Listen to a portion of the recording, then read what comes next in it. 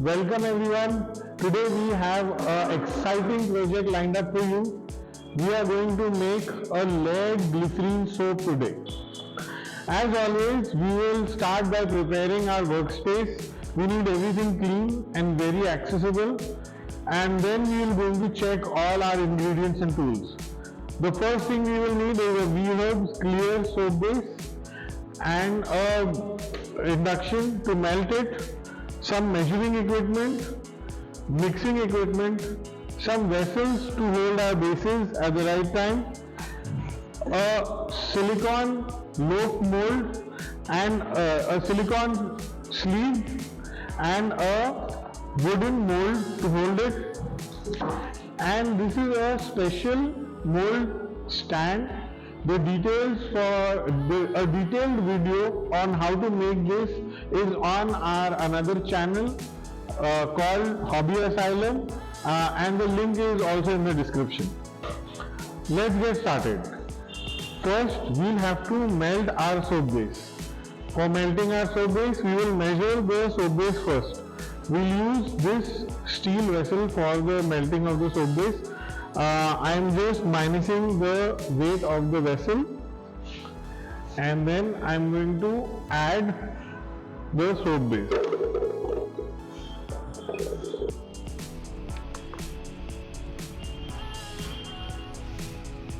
And you will see that I have 1 kg, almost 1.5 kg in there. So I am going to take some out.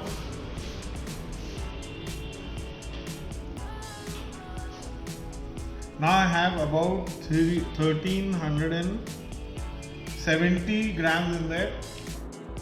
Okay, I am going to use that 1 kg 370 grams of soap base.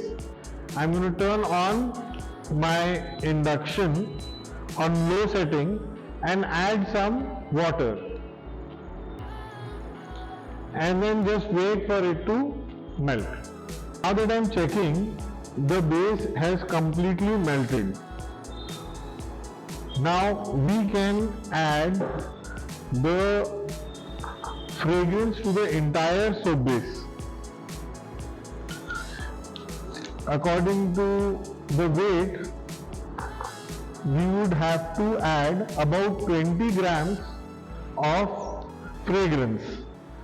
So I am just going to again make 0 of the weight and start adding.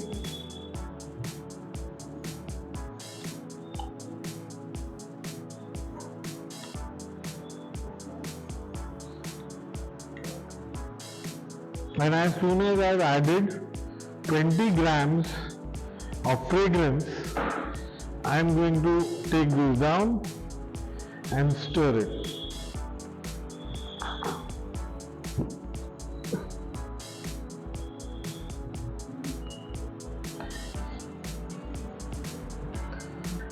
After the fragrance has been added, we will approximately get a little more than 1/4 of the base in another container. Only about a little more than 1/4. Then we'll add our color to this base.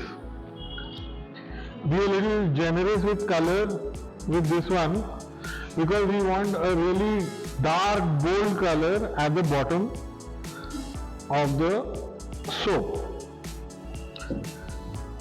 We will require the silicone sleeve to be put on the mold, and now we can actually set the incline of the soap. If I do not put the spacers in, the incline will be higher, and for this particular purpose I want the incline to be a little less for the first one. So I'm going to take a less row. Make sure that the mold is completely clean. Then we'll pour the dark red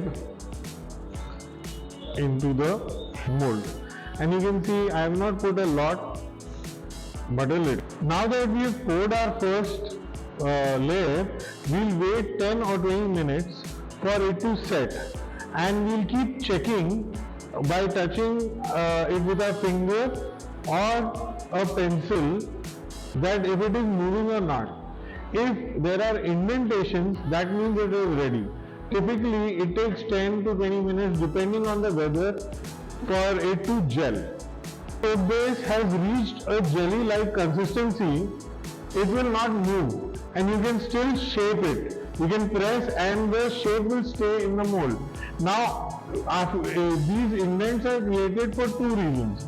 One, the next layer will stick to the first layer better with a lot of indentations, and two, it creates a very interesting soap line. Now that we are ready for the next layer, we are going to adjust the incline. I am going to remove the spacers and also turn the mold around so that the incline is on the opposite side. Then I will put another quarter of the base in the leftover base that I have from the first layer. And I am going to mix it properly.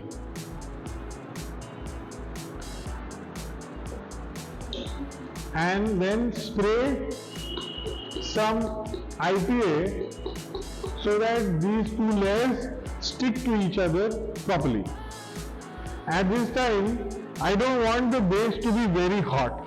So I am going to turn on my cooking thermometer and just check what the temperature is. It takes a while for the temperature to give me a reading.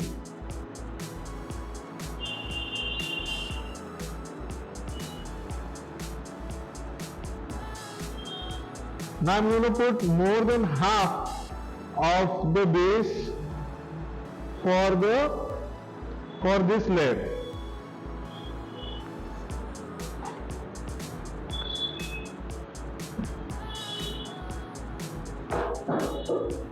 Then I am going to spray with IPA again to remove any bubbles and wait another 10 to 20 minutes for it to gel.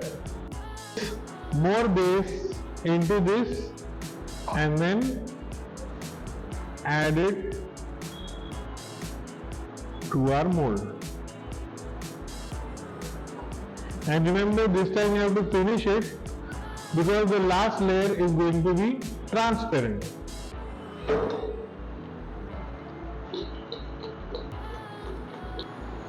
You can repeat this process of layering as many times as you want. You can have 3, 4, 5 layers, as many as you want. You can just adjust the lightness of your shade any number of times and have layers. But the last layer has to be on flat ground so that you can complete your soap. And here we have put the last layer in, and just to create some interest, you can even press it now and make the layers mix a little, and in the end spray some alcohol so there are minimum number of bubbles. Now it's the next day and our soap is completely ready. We will now demold it from the wooden mold and take it out of the sleeve. You can already see the different layers in the soap, but they will be more apparent when we cut slices.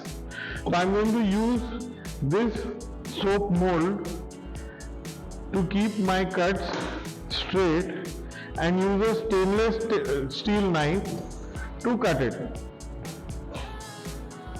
See, the layers are visible on the soap. Now we can cut the soap into as thick or as thin slices as required.